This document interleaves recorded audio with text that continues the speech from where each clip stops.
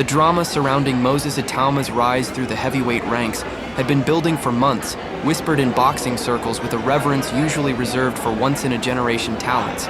But on this night, with the lights burning hot and the crowd pressed tight against ringside, it was no longer a whisper, it was a declaration. The young man they had dubbed the Heir Apparent, the future of the Blue Ribbon Division, was about to deliver his most emphatic statement yet. And Jermaine Franklin, a hardened veteran who had stared down the best in the world, was the man standing in his way. From the very first instruction of the referee, protect yourselves at all times, there was a sense that the evening belonged to Itauma. He carried himself with a rare kind of stillness, a composed ferocity, as he stood across from a man who had been in wars, who had never been stopped in a long and storied professional career stretching back to 2015. Franklin arrived at 27 fights, deep, with 24 victories and a chin that had become something of a heavyweight institution. He was not just an obstacle, he was a test, a genuine, seasoned, legitimate test of everything Moses Itauma claimed to be. And Itauma, just 14 fights into his own professional journey, stepped into that test and immediately made it look like an examination he had been studying for his entire life. The opening round was not merely impressive, it was frightening. Itauma moved with the kind of fluid, purposeful economy that heavyweights simply should not possess. He slid in and out of range like a welterweight, his feet dancing quietly beneath him, while his hands worked in vicious, crackling combinations that landed with thunderous precision. The jab alone was a weapon of extraordinary quality, fast, sharp, thrown with perfect timing, and it set up everything else. Within the first minute, Franklin had already been rocked, stumbling back into the corner as Itauma pressured forward, with an aura that filled the entire arena. 23 punches landed in round 1. 23. For a heavyweight, those are staggering numbers, but it was not just the volume that silenced the room. It was the manner, head and body, left and right, high and low, a variety of attack that led those watching to ask, genuinely, whether there was another heavyweight on the planet capable of anything similar. Between rounds, even Itauma's corner noted that the pace was too high. He had gone out like a man possessed, burning energy in an explosion of controlled aggression that was as breathtaking to watch as it was tactically aggressive. He heard the message. He acknowledged it. And then, in the second round, he adjusted, which was perhaps even more revealing about his character than the firepower itself. The truly special ones are not simply those who can hurt you. They are the ones who can think, adapt, and find a way to win even when their natural instincts are telling them to go for the finish. Itauma pulled the throttle back just enough, working the body with crisp left hooks, using his feints to keep Franklin paralyzed with indecision, exploiting the hesitation that came with knowing that any punch thrown could be turned into a brutal counter at any moment. Franklin, for his part, refused to wilt. That was always going to be the case. This was a man who had stood up to some of the biggest, hardest-hitting fighters in the division, and his durability was not a myth. He absorbed significant shots and kept his feet, kept his senses, kept throwing.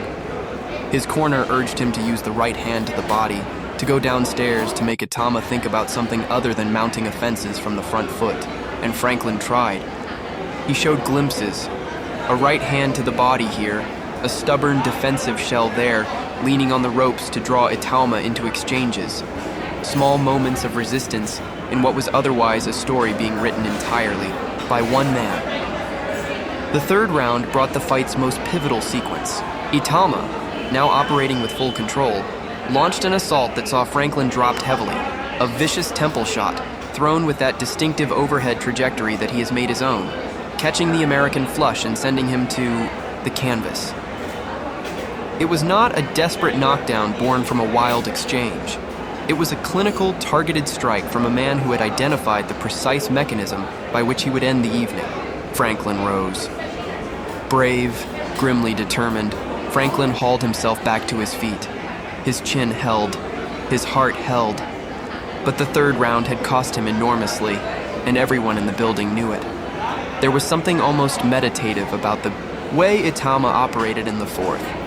With his opponent now carrying the weight of the knockdown, nursing the storm that had already broken over him, Itauma was patient. He stalked, he circled, He feinted. He made Franklin think about the left hand. He made him think about the jab. He made him think about the body. And then, just when Franklin adjusted to one threat, another arrived from a completely different angle. The combinations did not come in straight lines. They arrived from the side, from above, whipping in with a dizzying change of angle that made the Americans' guard perpetually late to respond. Franklin held. Franklin tried to survive. But Itauma had already moved past the stage of hunting. He had entered the stage of dismantling, methodically, precisely, round by round. And then the fifth round arrived, and with it, the end. A single shot, one beautiful, devastating, precisely placed punch that cut through every defense Franklin had left and brought the fight to its conclusion in spectacular, instantaneous fashion. It was over in a flash.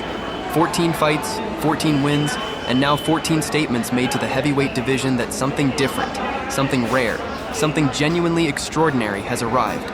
Moses Itauma stood over the wreckage of another contest, 14-0 with 13 knockouts, and the question hanging in the air over the building was no longer about whether he was good. It was about just how high the ceiling could possibly be. His amateur career had been unblemished. His professional record is pristine. He had sparred with the absolute best in the world as a teenager, stood across from the likes of Joe Joyce and Lawrence Aioli in the gym, and absorbed their knowledge, their habits, their craft. The fighters who had worked alongside him spoke about him in tones reserved for the most special talents. And now the rest of the world was beginning to understand what those insiders had known for years. There had been talk at one point of whether he could become the youngest heavyweight champion since Mike Tyson. That particular record has now passed beyond his reach, but the ambition has not dimmed. If anything, it has sharpened. Because what? This performance demonstrated was not merely youth and talent, it was maturity, it was intelligence. It was a heavyweight who already understands the sport at a level that takes most fighters a decade of professional experience to develop. Jermaine Franklin walked into this fight with 24 victories and a reputation as one of the most durable, most difficult men in the division to put away. He walked out of it having been stopped for the very first time in his professional career, and that detail deserves to be held for a moment, turned over, and examined carefully. Franklin is no ghost. On a record. He has fought for world titles. He has beaten respected names. He has been through wars. And Moses Itauma stopped him in 5 rounds, calmly, efficiently, with a performance that included a knockdown, relentless body work, an extraordinary variety of attack, and defensive movements that had commentators reaching for comparisons to the very best names in the sport. 26 rounds of professional experience coming into this fight. In 5 more, he had extended his own resume and demolished the only genuinely credible yardstick that had been placed in his path so far. The heavyweight division, already in a fascinating state of flux with its titles distributed across the biggest names in sport, is now looking over its shoulder at something coming fast from behind. A young, fearless, brilliantly schooled heavyweight from Chatham in Kent by way of Slovakia.